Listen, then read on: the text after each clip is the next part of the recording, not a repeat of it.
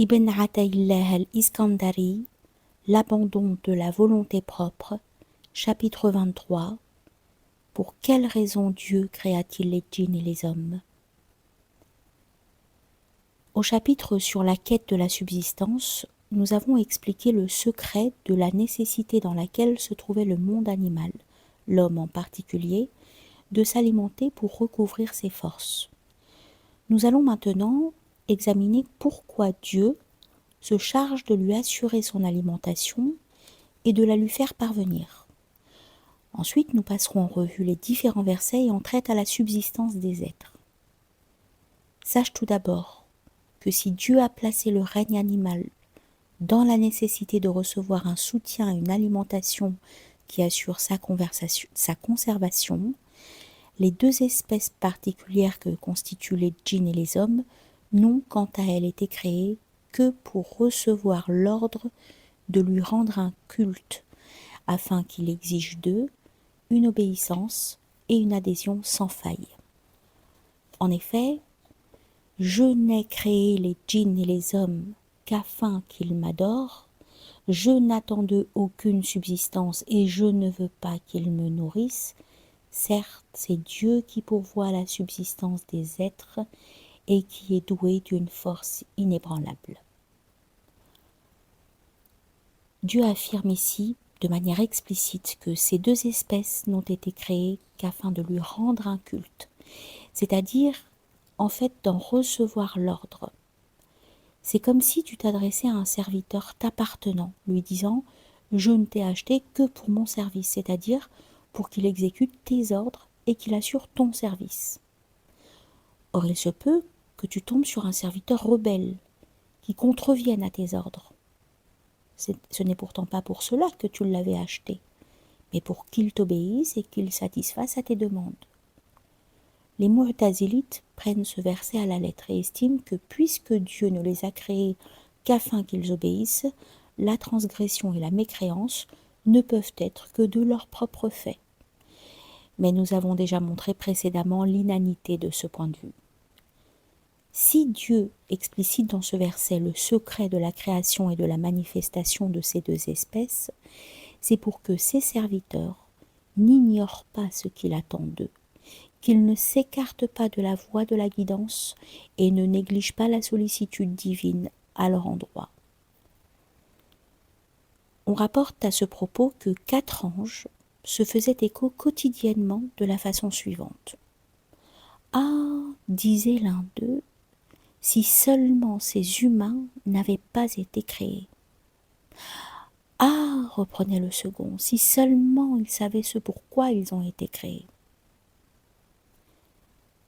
Ah, enchaînait le troisième, si seulement ils le savaient et œuvraient en fonction de ce qu'ils savent. » Et le quatrième concluait : « Ah, si seulement après ne pas avoir mis en œuvre ce qu'ils savaient, ils se repentaient de ce qu'ils avaient fait là. »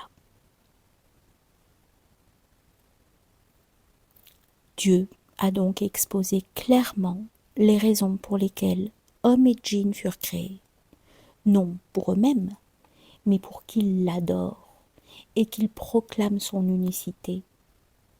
On n'achète pas un esclave pour qu'il assure son propre service, mais bien le nôtre. Ce verset est donc un argument qui plaide contre tout serviteur ne s'occupant que de ses propres intérêts au détriment de ceux de son Seigneur, et que ses passions détournent de l'obéissance à son maître. C'est pour cette raison qu'Ibrahim ibn Adam, alors qu'il était encore un prince en ce bas monde, entendit par 2 fois au cours d'une partie de chasse cet appel qui semblait venir du pommeau de sa selle. « Ô Ibrahim, est-ce donc pour cela que tu as été créé ? Est-ce cela qui t'a été ordonné ?» Le faqih véritable est donc celui qui a saisi le secret de sa création et qui œuvre en conséquence.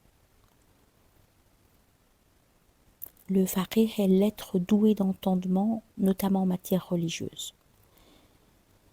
Tel est le fiqh authentique, et celui qui l'a reçu en partage s'est vu accorder le don suprême.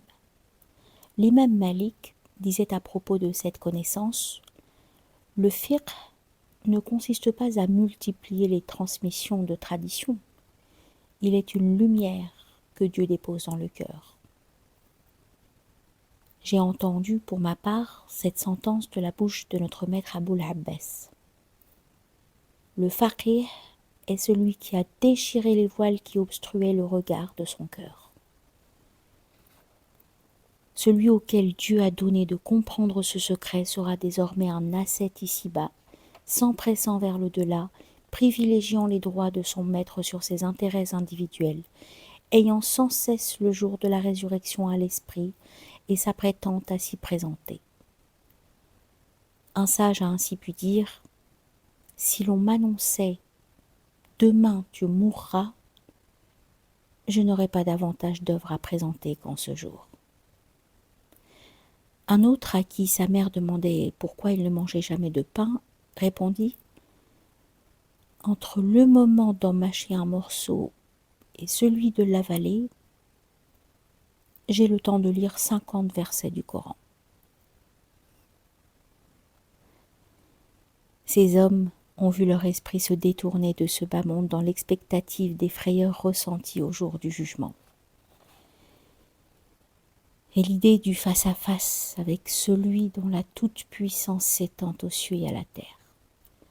Leur appréhension leur a fait oublier le goût des plaisirs de ce monde, si bien qu'il n'éprouve plus aucun penchant pour ceux-ci. Un gnostique nous a laissé cette anecdote. J'allais un jour visiter un des maîtres spirituels du Maghreb. À un moment, je me levai pour remplir un récipient d'eau en vue des ablutions, mais le chir se leva pour le remplir à ma place. Je voulus refuser, mais il tint absolument à le remplir lui-même, remontant l'eau au bout d'une corde à la force du bras. Or, il y avait à l'intérieur de la maison, à côté du puits, un olivier qui ombrageait la cour. Je lui dis alors « Maître, pourquoi ne pas plutôt attacher la corde à cet arbre ?» À quoi il me répondit étonné «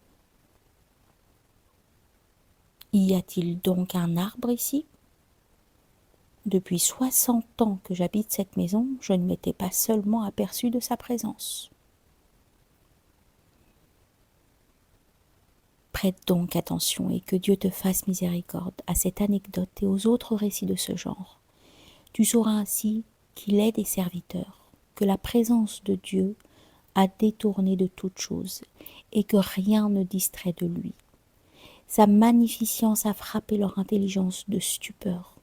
Sa majesté a subjugué leur âme. Son affection et son amour se sont enracinés dans le secret de leur être. Que Dieu nous mette au nombre de ceux-là pour ne plus jamais nous chasser de leur cercle. Voici encore une autre histoire qui rappelle la précédente.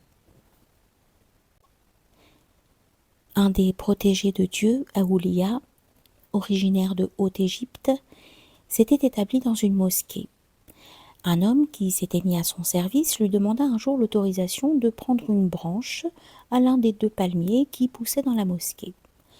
Le cheikh lui accorda. « Maître, lui demanda alors l'homme, de quel palmier ôterais-je une branche, du brun ou bien du jaune ?»« Mon fils, lui répondit le saint, voici 40 ans que je vis dans cette mosquée sans jamais avoir remarqué une différence de couleur entre ces 2 arbres. On rapporte même qu'un autre connaissant, voyant passer ses enfants dans sa demeure, demanda « À qui donc sont ces enfants ? À qui sont-ils donc ? » « Mais ce sont les tiens, lui fut-il répondu. Il était tellement absorbé en Dieu, exalté soit-il, qu'il ne reconnaissait sa progéniture que quand on lui disait de qui il s'agissait. Un troisième s'exclamait en voyant ses enfants. « Ceux-ci sont orphelins, quand bien même leur père est en vie. » Mais si nous voulions développer davantage ce bref aperçu, cela nous éloignerait trop du sujet de ce livre.